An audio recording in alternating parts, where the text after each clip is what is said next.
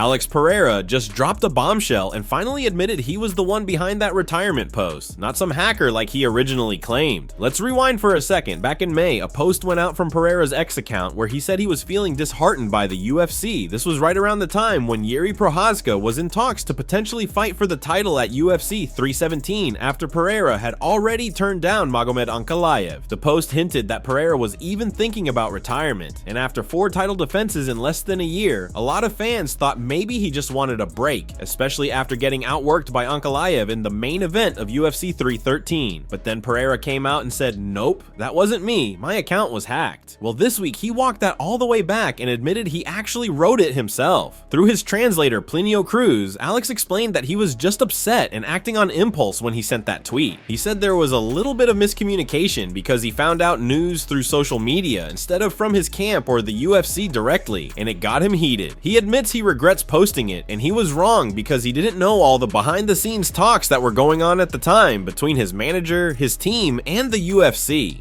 So a little bit was miscommunication because Alex kind of found out through social media, stuff like that, and he was upset back then. That's why he sent a Twitter, but he regretted he was wrong because he didn't know talks that was going on, anything that was going on. So it was kind of miscommunication between camp manager and the UFC. It's not UFC's fault. So can we clear that up? Because you did send a tweet from your account and it seemed like you were upset and then you took the tweet down. Can we clear up that was him actually in the moment upset? Yeah, he just said that actually. Sem nenhuma exposição. 100% was lack of communication, was a little bit impulsive from him. He acted a little early because he didn't talk to our manager, like, you know what I mean, found out from Hunter, he saw the internet stuff and he felt a little bit hurt because he was promised a neck title shot and then he sees that. Instead to just have a more mutual communication between camp, Hunter and everything. So yes, 100% it's all straight up now. In a recent sit-down with Kamaru Usman and Henry Cejudo, Caio Borralho shared some fascinating insights about the fighting nerds and what makes their training camp stand out. Despite Carlos Prates suffering his first loss to Ian Gary, the team has been on fire, with John Silva, Caio, and Rufi all riding impressive streaks. Caio explained that their edge comes from what they do outside the gym. They use modern data, tracking devices, and film study to analyze opponents, find weaknesses, and build game plans to exploit them. According to Caio, that next-level preparation is what separates the fighting nerds from everyone else. And funnily enough, Prates recently admitted that he completely abandoned the game plan against Gary and just went hunting for a one-punch KO, but things happened. He came back in a big way, scoring an insane spinning elbow knockout over Jeff Neal and putting himself right back on track. Prates is now set to face Leon Edwards at Madison Square Garden in November. For now, Caio and Gene Silva are the closest among the fighting nerds to earning a title shot, with Silva taking on Diego Lopez in a potential title eliminator and Caio set to face Amavov in a few days. I think we live the fight before the fight a lot. So we live the fight in training, and outside of training we are studying the whole day and we're looking for patterns, you know what I mean? So we have a data scientist that does videos for us for every pattern that the guys have. So beginning of the rounds, so we get 10 fights of the guys and we cut just the beginning of the rounds, how they begin all the rounds, begin all the fights. So if a guy is good in a 1-2, we get 10 fights and we cut and we put it together in one video a lot of the times that he does the 1-2. So that way we kind of see better how they prepare to do the 1-2, what are the patterns and all that, what are the trigger for them to do that. We train like separately the positions of the fight. So we do beginning of the round. So we do like 10, 20 times each training, only beginning of the round.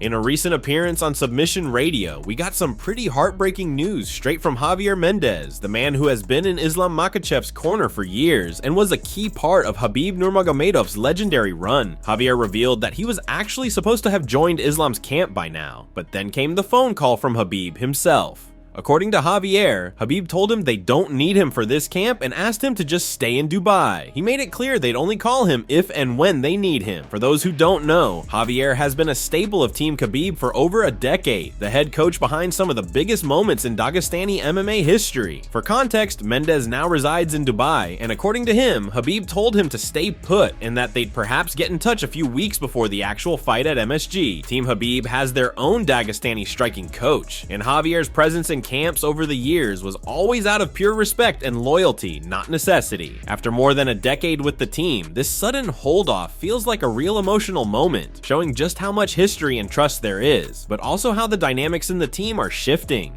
From what I know, originally I was supposed to go to Dagestan. And Khabib said, no, coach, I'm the old guy now. They just want to give me a lot of time to rest. And they know I love Dubai. So they said, hey, coach, why don't you just stay in Dubai and we'll come to you September 14th. We'll start training camp.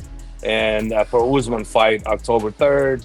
And then from there, we'll do Umar's fight October 25th in Abu Dhabi in the UFC. And then from there, we'll take off to New Jersey for Islam's fight. I said, okay, that's fine. Whatever they want me to do, I'm gonna do. I mean, I've been there, done it all. So for me, I'm the backup guy. I'm wherever my guys need me.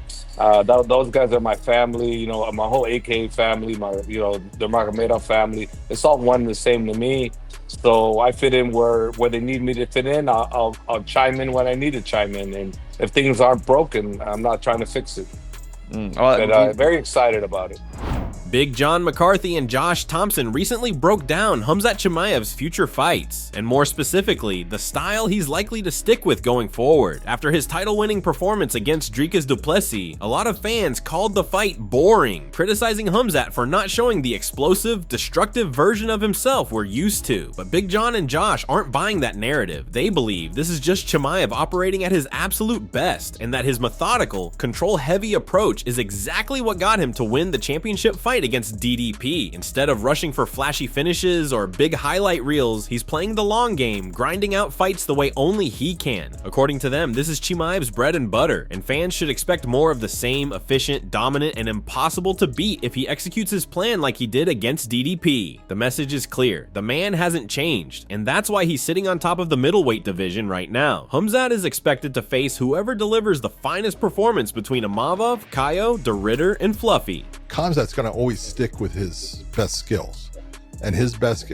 What's his normal pattern of activity? He takes people down within the first 20 seconds. He took DDP down within the first 5 seconds. He has got a fucking clear set pattern that he uses in his fights. And the first thing is he's going to shoot from across the cage, and he covers distance very well. And he's going to try to take you down. That's not going to change. That's who he is.